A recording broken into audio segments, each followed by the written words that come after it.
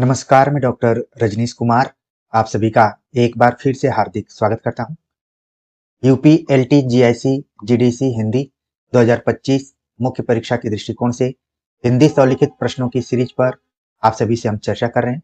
प्रिय विद्यार्थियों, ये सीरीज ईएमआरएस, केबीएस और एनबीएस की परीक्षाओं के दृष्टिकोण से भी महत्वपूर्ण है और अगर आप अपना कॉन्सेप्ट क्लियर करना चाहते हैं तो इस सीरीज से जरूर जुड़िए। तो आज हम चर्चा करेंगे प्रश्न नंबर 63 के अंतर्गत पद्मावत में अभिव्यक्त लोक जीवन या लोक तत्व पर विचार कीजिए। हम विशेष रचनाओं के अंतर्गत आज पद्मावत को लेकर हाजिर हैं, जिसमें कवि ने लोक जीवन और लोक तत्व को किस तरीके से प्रस्तुत किया है, उसी पर आधारित ये प्रश्न है। यदि 125, 200, 250 शब्दों में लिखने के लिए आए तो आप इसको कैसे लिख सकते हैं। आप शुरुआत करेंगे कोटेशन के माध्यम से। रामचंद्र शुक्ल का ये कोटेशन कई बार परीक्षाओं में पूछा जा चुका है और आपको इसकी जानकारी भी होनी चाहिए। शुक्ल जी हिंदी साहित्य का इतिहास में लिखते हैं, जायसी की अक्षय कीर्ति का आधार है पद्मावत, जिसके पढ़ने से यह प्रकट हो जाता है कि जायसी का हृदय कैसा कोमल और प्रेम की पीर से भरा हुआ था। क्या लोक पक्ष में क्या अध्यात्म पक्ष में, दोनों ओर उसकी गूढ़ता, गंभीरता और सरसता विलक्षण दिखाई देती है। इस कोटेशन के माध्यम से एक तो पद्मावत के महत्व को आप समझ पा रहे होंगे, दूसरा इस ग्रंथ की जो खास विशेषताएं, लोक पक्ष का चित्रण, अध्यात्म पक्ष का चित्रण और साथ में प्रेम का चित्रण, ये तीनों विशेषताएं इस कोटेशन में दिखाई दे रही। तो इससे आप अगर शुरुआत करते हैं लिखने का तो एक तरीके से एग्जामिनर के प्रति आपका सकारात्मक रुख रहेगा, वो आपकी कॉपी को अच्छे से देख सकते हैं। आगे आप लिखेंगे कि जो मलिक मोहम्मद जायसी हैं वो अचानक लोक जीवन या लोक तत्व के तरफ नहीं जाते हैं, बल्कि जिस कालखंड में से उनका संबंध है वो कालखंड ही कुछ ऐसा है जिसमें सभी कवियों ने लोक जीवन को केंद्र में रखा है। आप लिखेंगे लोक जीवन की अभिव्यक्ति भक्तिकालीन कवियों की खास विशेषता रही है। कबीर, सूर, जायसी और तुलसीदास आदि ने अपनी रचनाओं के माध्यम से लोक जीवन और लोक मंगल की भावना और समरसता की स्थापना की है। तो चाहे वो कबीर की कविताओं को पढ़ें, उसमें भी उन्होंने भले सांप्रदायिक माहौल को प्रस्तुत किया हुआ है, हिंदू मुस्लिम दोनों की जो भी संस्कृतियां रही हैं उसको लेकर उन्होंने आक्रामक शैली में उठाया हुआ है और डांटा फटकारा है। लेकिन ऐसा माना जाता है कि जो जायसी हैं उन्होंने हिंदू मुस्लिम संस्कृति में, खासतौर से हिंदू संस्कृति को बहुत ही बेहतरीन तरीके से अपनी रचना में प्रस्तुत किया है। और सूरदास को देखें तो भ्रमर गीत सार के माध्यम से उन्होंने प्रस्तुति दी है और तुलसीदास रामचरितमानस।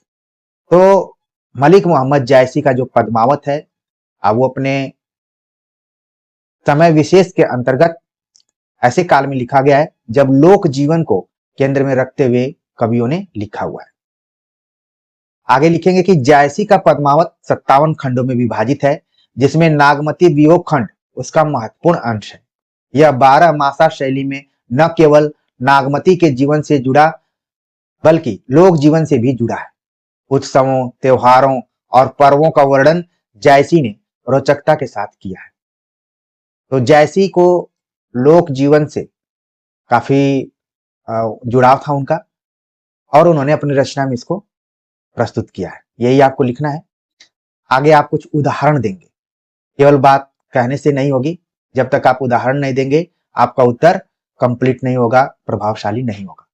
दीपावली का वर्णन करते हुए मलिक मोहम्मद जायसी लिखते हैं, अबहू निठुर आब यही बारा, परब देवारी हुई संसारा।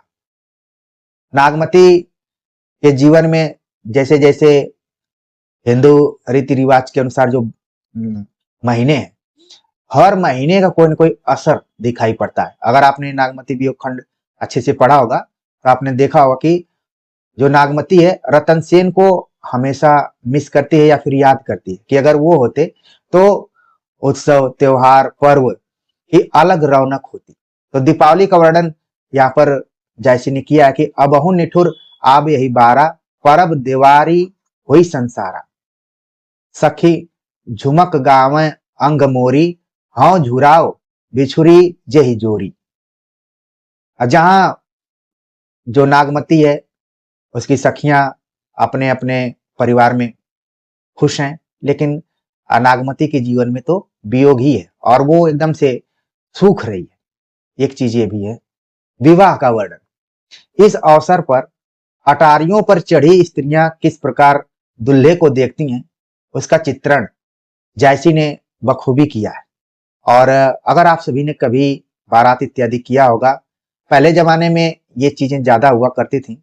जब बारात गांव में जाती थी, गली कूचे से होते हुए दुल्हन के घर तक पहुंचती थी, और जितने भी बाराती होते थे एक नजर तो छत के तरफ जरूरी दौड़ाते थे और वहीं से सब चीजें फेंकी जाती थी।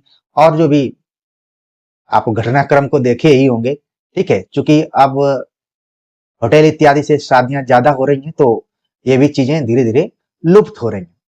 तो चूंकि मलिक मोहम्मद जायसी बहुत ही सूक्ष्म तरीके से लोक जीवन को देखने का प्रयास करते हैं और उनकी नजर देखिए, अटारियों पर चढ़ी स्त्रियां किस प्रकार दूल्हे को देखती हैं उसका चित्रण किया है।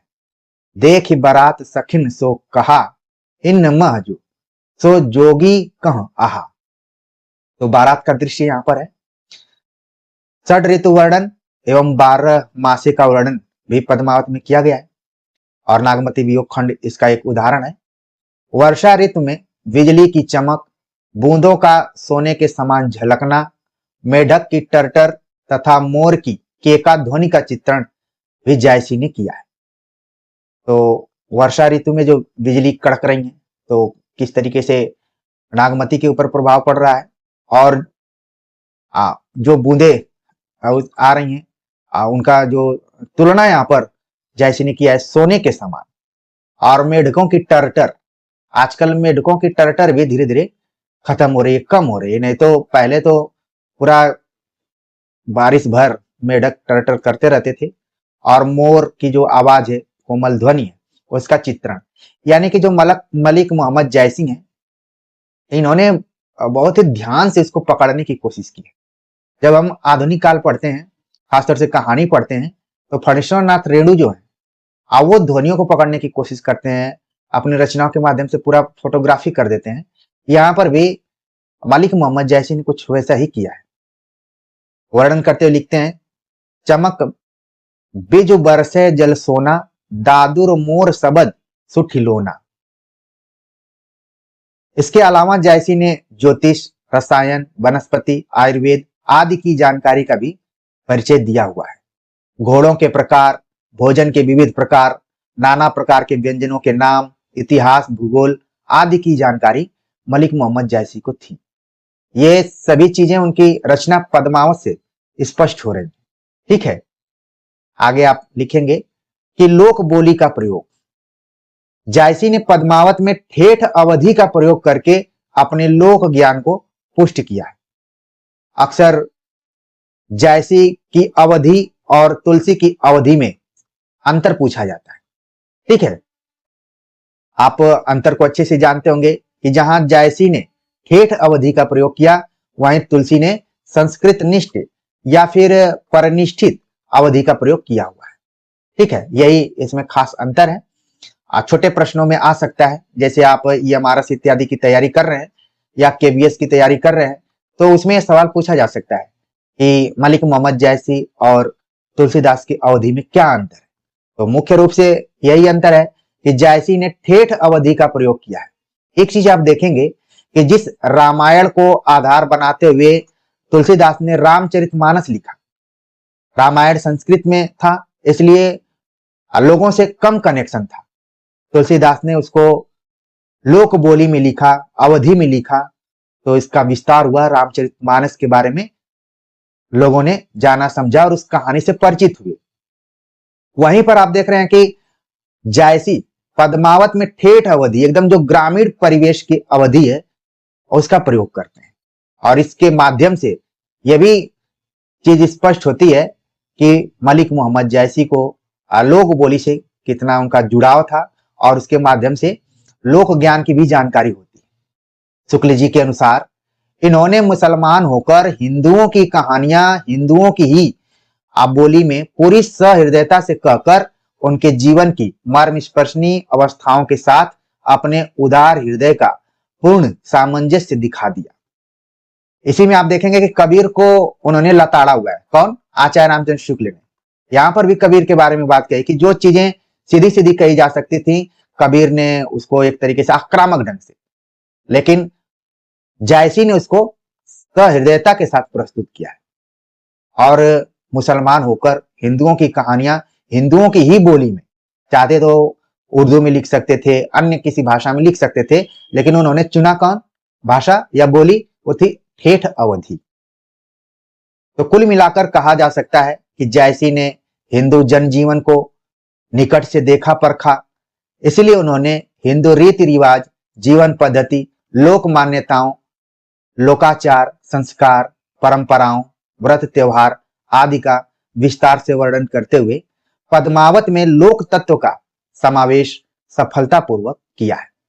प्रिय विद्यार्थियों, इस प्रश्न को और बड़ा किया जा सकता था, इसका उत्तर और ज्यादा शब्दों में बताया जा सकता था, लेकिन आपकी परीक्षा के दृष्टिकोण से हमने ठोस तरीके से बिंदुवार चीजों को रखने का प्रयास किया, ताकि आप पद्मावत में जो भी लोक तत्व की बात की गई है, लोक जीवन की बात की गई है, और जो मलिक मोहम्मद जायसी का लोक के प्रति जुड़ाव रहा है, उन्होंने जो सूक्ष्मता के साथ देखा है और कैसे प्रस्तुत किया है, उसको उदाहरण के माध्यम से बता दिया।